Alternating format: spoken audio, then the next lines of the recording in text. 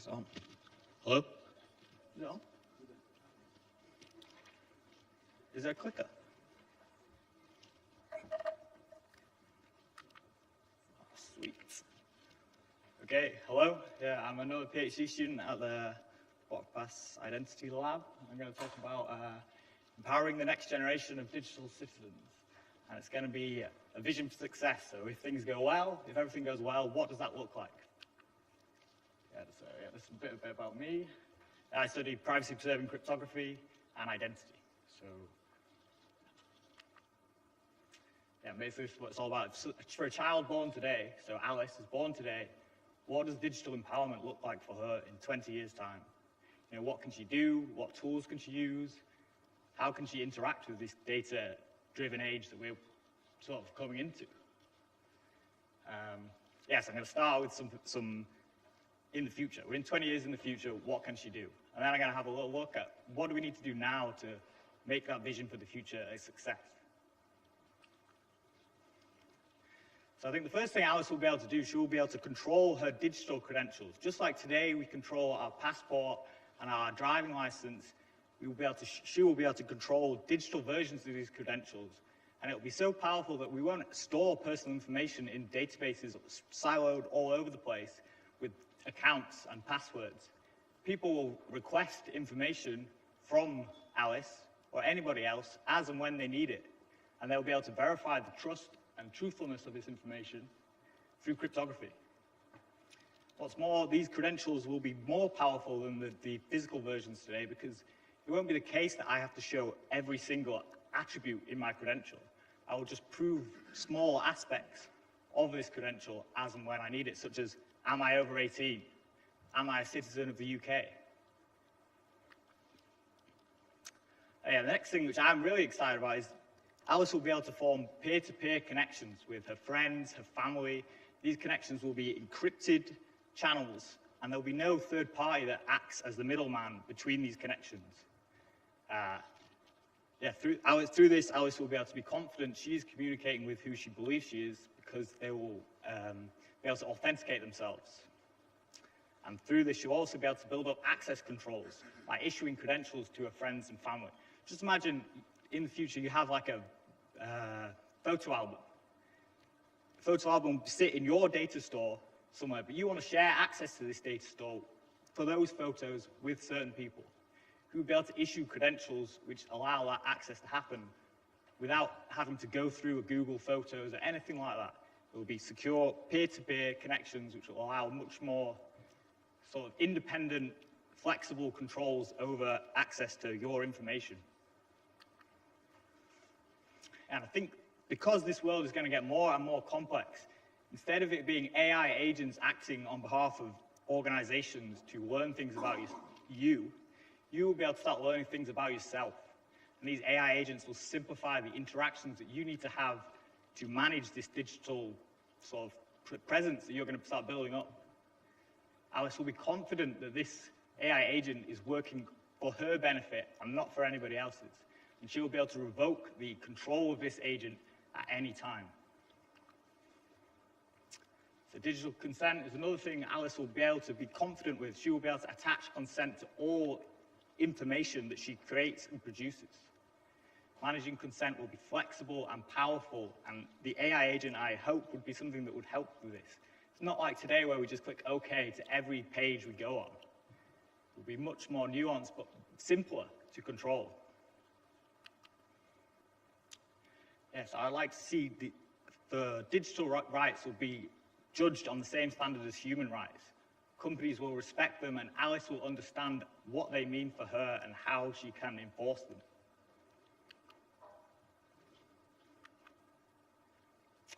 The next thing which I hope we'd see is Alice can trust that the governance of large data sources is how she can trust what's happening with the data that she produces or that is produced.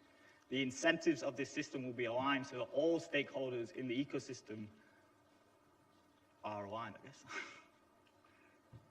And I think we will start seeing a different world where we move to private individuals, transparent organizations. Governments in particular will embrace this world where they share and have open access to their data and the transactions that they create. I think this will start to change once we start to move towards this world where there is this more, data will flow more freely. There will be open innovation, permissionless innovation. Just like with the Bitcoin network, it opened up permissionless innovation for the financial system. This will start opening up innovation for data, and for data about protecting my data. We'll start building tools that will empower individuals to interact and gain value from this data world. And hopefully we'll move towards a world where data is seen as an asset for society, which anyone can use and interact. There's much more democratic access to data rather than a few large organizations holding the majority of the data and deciding what and how it is used. Okay, so that's the future that I would like to see. How do we get there? What do we have to do right now to start moving towards that world? This is a big one for me. I'm a technologist. I'm not very good at this, but for this to work properly, we have to make sure that we focus on user experience. This has to look and feel in a way that people want to use it and understand how it works. It's got to instill trust into everybody and work for everyone, not just a tool that people who understand the technology and the cryptography will use and benefit from, but something that will benefit everyone. So I think decentralized identifiers will form the foundation of this new world we're trying to build, because these identifiers are solely under the control of the individual. They can prove control of them cryptographically, and through those identifiers, they can start to build up these secure private channels with people who they can trust. I think once we start laying these foundations, it's hard to say what innovation will happen on top of them, but it's the fact that they will be there and open for people to start innovating with. I think this is going to be crucial. So next thing is this thing about credentials, right? A lot of people get a bit worried. I don't want to look after my digital credentials. I don't want to be responsible. You already are responsible for your physical ones, and it's not that hard. The difference is not going to be that much. In fact, once we start understanding that, you'll realize it's safer. So next thing is, if we're going to build this world, for Alice, who's born today, she's not going to be capable of managing this her digital interactions and the information that she produces at the start of her life. There's going to have to be someone who does that for her. So there needs to be secure ways to delegate these capabilities in a way that's legally backed and cryptographically verifiable. And just like in the future, potentially, Alice might have to manage her parents' digital interactions, that delegation needs to be flexible and yeah, I think it's really going to be key for building this world where we won't be a delegation through a password. I'm not going to give someone my password. I'm going to be able to delegate my capabilities through cryptography. The next thing is understanding this ecosystem. Like, it's complicated, and it can't just be a few people who have some good understanding of the cryptography and the technical problems. We have to understand the needs of the system and the ecosystem, where the data is created and what actually do people want and need. We have to make sure this is something that people are going to use, not just something we create and nobody wants to use it, right? And I think this is about shifting the conversation. Like, I was on the track for GDPR, and that's about protection. And we want to move towards empowerment, where people decide how their data is used. We want to move towards a world where data is used. Data is very powerful and has a lot of value to be gained. We have to make sure it flows in a way that it respects individuals' wants. Next thing is education. I really believe that digital education needs to be one of the foundational principles when we're educating our children. Can't let people get left behind. This is like maths and literacy now. This is really important. Just imagine a child born today, and some organization can see all of their digital interactions for the next 20 years. They can build up a picture of who they are, what they do, from the start of their life. If we don't start to change that, I think there's going to be some real consequences that we're going to have to live with as a society. Yeah, and I guess this is sort of a slide for me, but I think we're moving towards an age where cryptographic principles and theories that were only ever theories are becoming efficiently realizable. We need to start putting these cryptographic tools into the hands of individuals. It really can help sort of even the playing field between a large organization and a small individual. We can all have the same cryptographic capabilities. Yeah, and I really think it's important that we start, while some of the things that I've said may seem far off, we have to start thinking about what kind of world do we want to build and how we can start moving towards that now. So what are the barriers to this? I'm sure some people will be like, that doesn't sound realistic. So I get this a lot. When you talk about data, it's like, who cares? Data's already out there about me. It's not important. Like, it's too big a problem, right? Who cares? And for someone who's involved in this space, like, it's hard to understand and comprehend, but you get it so often. We have to find a way to explain why this is important to people who have this mindset in a way that we can get through to them. So yeah, this is Article 8 of the Human Rights. Protect your right to respect for your private and family life. And this is the same, right? You wouldn't let someone go around your home, rummage around, and then go and tell your boss or your insurance company that you drink a load of alcohol or anything that they can learn from inside your private home. But you do it with your digital life. We all do. Yeah, and this is basically what has been created today. We are the raw material that goes into a machine that people can control and try to predict outcomes. Not just predict, but say, I want this person to do this. And we start feeding them things, and eventually we're learning and learning and getting a better model for how to predict and manipulate what people do. And it's really about freedom. You know, are you in control if the things that you see are not to your, it's like the Cambridge Analytica thing. You know, if you don't know that you're being manipulated, but you are, and you're doing the things that that somebody has sort of pushed you towards, is that really free will?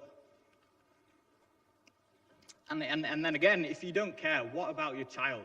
You know, if you have a child today, you're either potentially committing them as raw material to this surveillance capitalism machine, which is just for profit, right? It's going to be learning everything about that child, and it will be able to, by 20 years' time, it will be able to manipulate that child to an unbelievably high level, I can imagine. Or we can set up this child with assets that will last them a lifetime.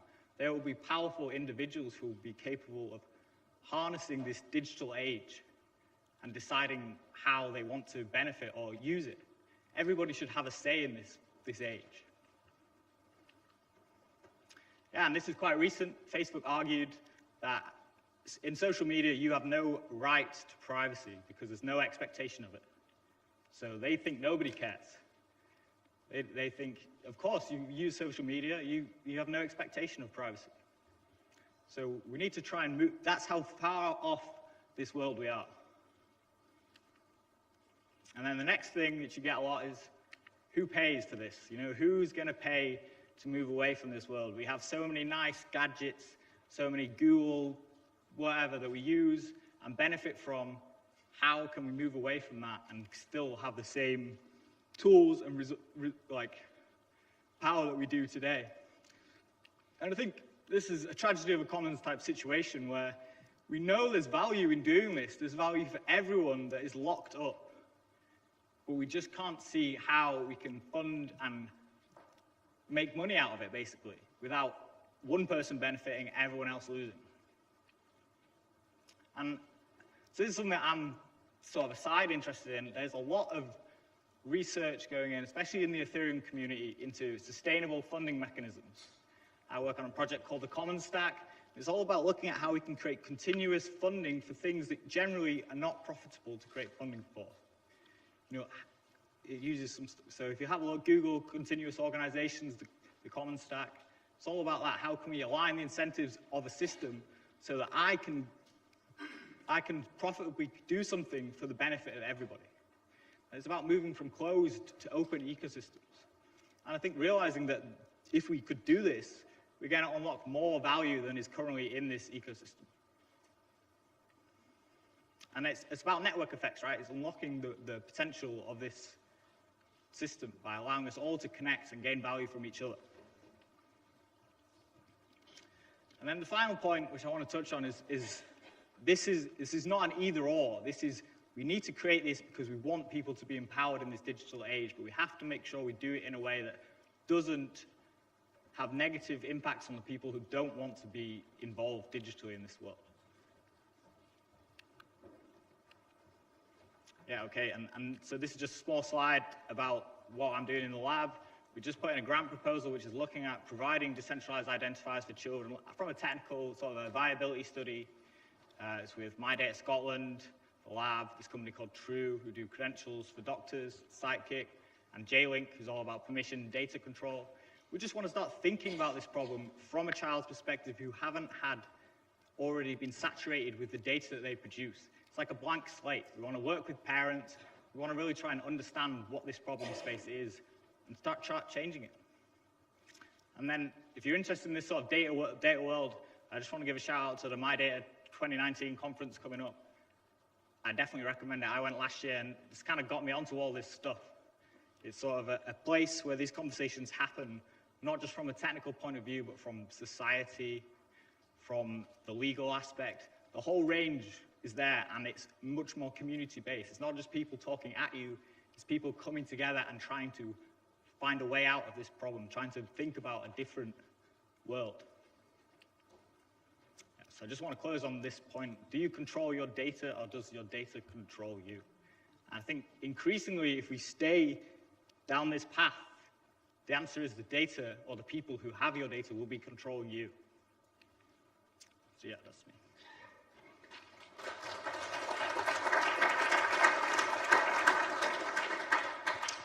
Any questions?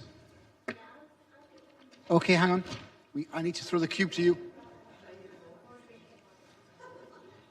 You ready?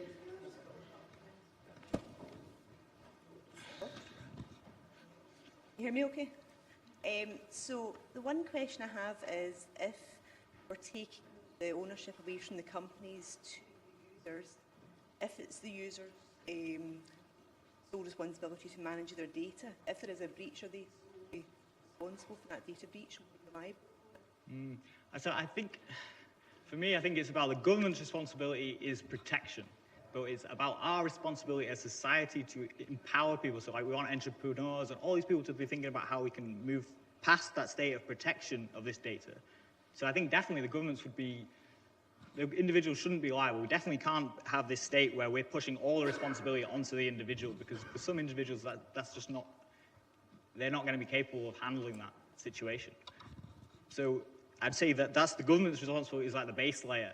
Then it should be all of our responsibilities to think about how we can improve that base layer to be something more than just protection, to empower them with the data that we all create together. Any more questions? Yeah, one over here. Just want to throw it that way. Oh.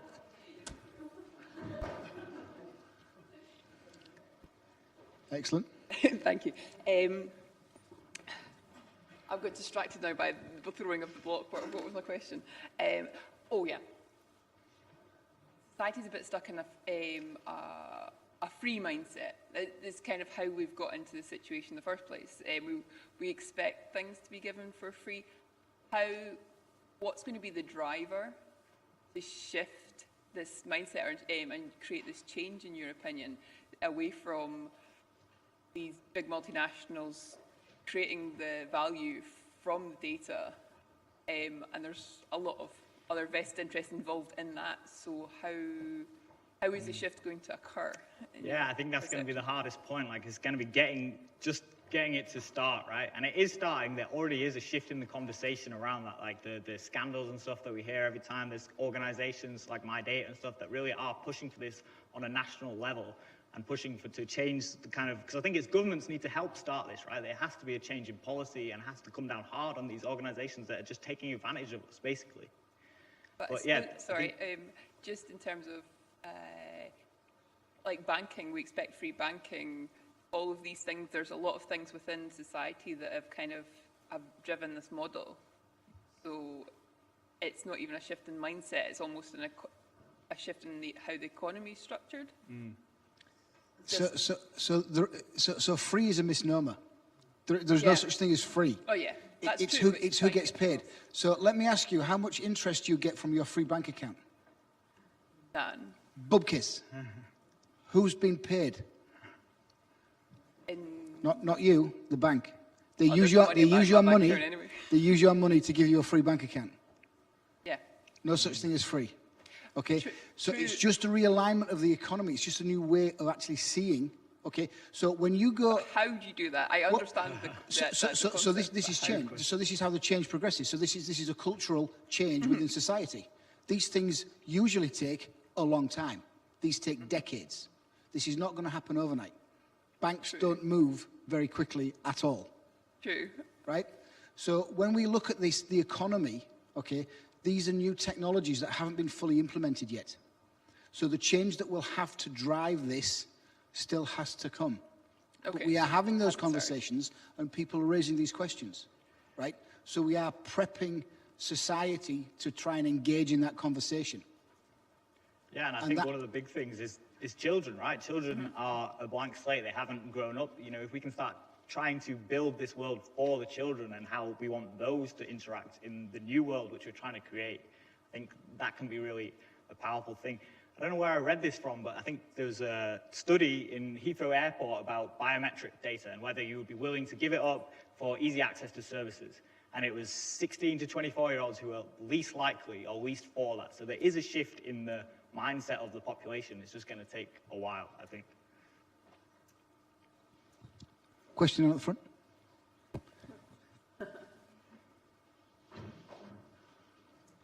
Thank you. Hi, my name is Helena and I work in the children's industry, so this is very, very interesting for me, and I'm a parent as well. So I wanted to ask, as parents who are living in the data breach era, how do we help and support our children like Alice on today?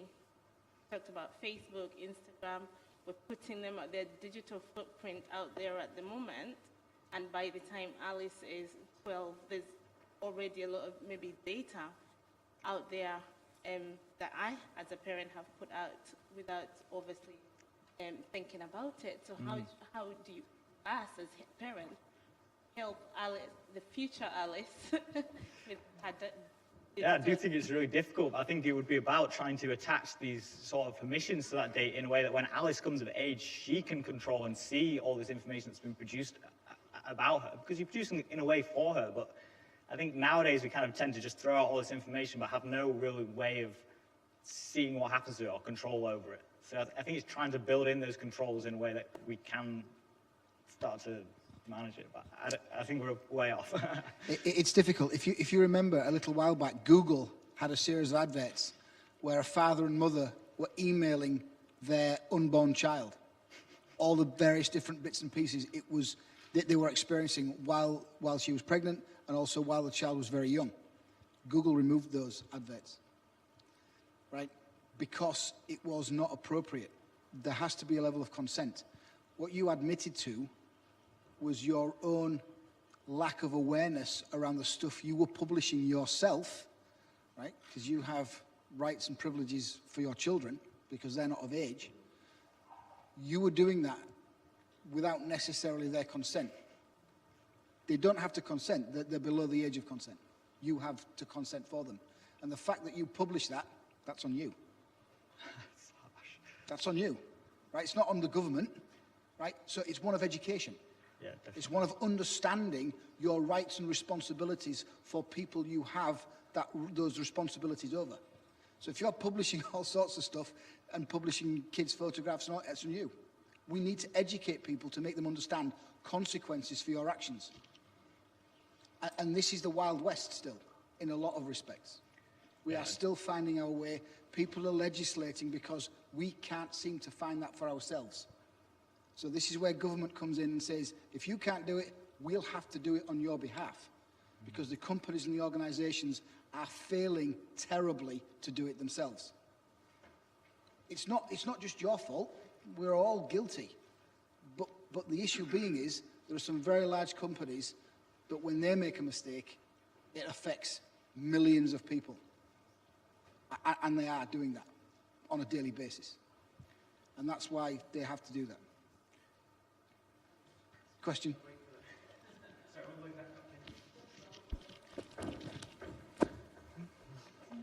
I was just building upon that, I was wondering actually how how likely is it going to be that the parents are going to be the point of vulnerability for the next generation? So, I mean, almost, I've just had a kid, and... Well, actually, that's a good question, and that's a generational issue. And I would always say that in any security issue, humans are the weakest link, regardless of whether they're parents or not. We are the weakest link in any system that we can devise. And it goes up the generation as well. So I'm thinking about the profiles, social media profiles of the grandparents and what they're sharing, and with not lockdown profiles. You know, the first thing people do when a new baby enters the world is, hey, so-and-so was born on this day, and, you know, that's their date of birth into the public sphere. Bang. I mean, if we look back in history, we would have published that in something like the Times or your local newspaper. Yeah. Right? We would have done that, and we still do that. I mean, that's done, right? We announce to the world that, you know, we're happy parents and that kind of stuff. The problem being is the newspaper is very localized. Once you stick it on the web, everybody can get it at it for all time. I don't need to go and look some archive up and rake through the microfiche because the paper will have degenerated by then. We can just use Google, right? It becomes very, very quick to find information at any point in history. And that's one of the issues, is the speed of data retrieval. You know, and if you look at certain legislative laws, they don't talk about randomized paper-based archives, because it's a nightmare to try and find information. It's an issue. But once you put it in a database and you make it available, anybody can get it. Any more questions? No? Thank you very much. Round of applause.